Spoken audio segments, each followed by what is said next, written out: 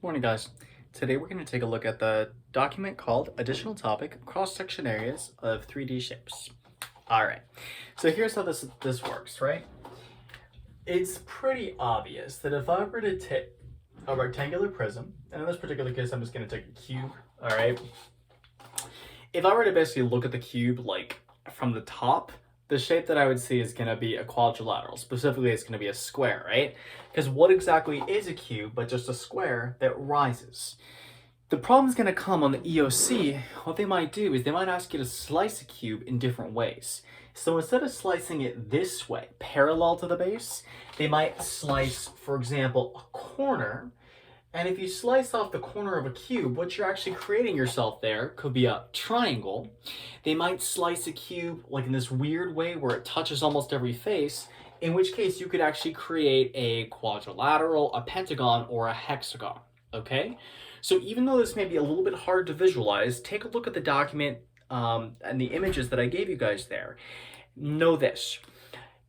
For a cube, you cannot go more than 6 sides for a cross section. You can't get a heptagon, for example. The maximum limit is a hexagon, and it's limited by the number of faces, right? Because if you actually count the number of faces, 1, 2, 3, 4, 5, 6, that limits it, okay?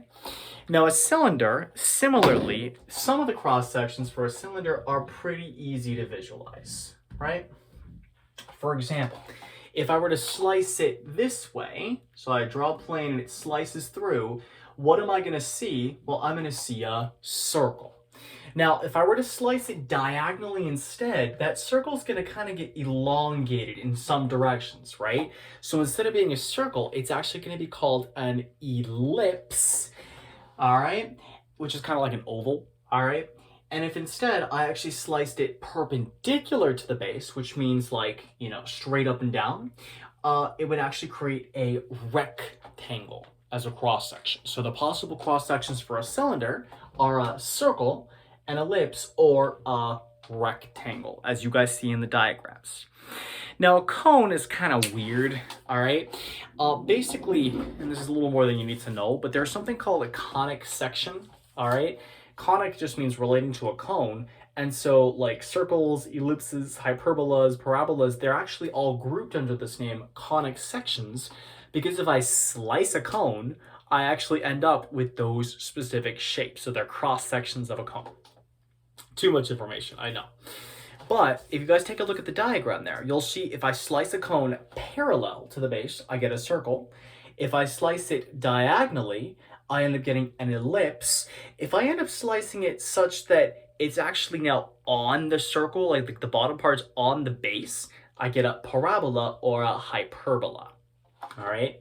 Sphere is super easy. Only one possible cross section, and that is a circle. And then a pyramid, well, I know I said there that it's going to be a square, right? Because it's kind of like a square rising but shrinking as it goes up. But I want to make sure you're aware that a pyramid actually depends a lot on what the shape the base is. For example, guys, take a look at this. This right here is a hexagon, right? So in theory, what I could do if I were feeling particularly nasty on a given day is I could create you a hexagonal pyramid. So in this case, the cross section that actually rises would no longer be a square. It would actually be a hexagon instead, just a smaller hexagon each time. All right. But here's the good news. On the end of course exam, the most likely way that this whole nonsense will be assessed is via a multi-select question. So what they'll do is they'll tell you, they'll give you like a list, right? And the list will have like circle, ellipse, hyperbola, parabola, rectangle, blah, blah, blah. And then they'll say, select all that are cross sections of a sphere. And you're like, oh my God, a sphere only has one cross section. It's a circle. Why are you trying to trick me? Okay. But that's the most likely way that they would assess it on the end of course exam.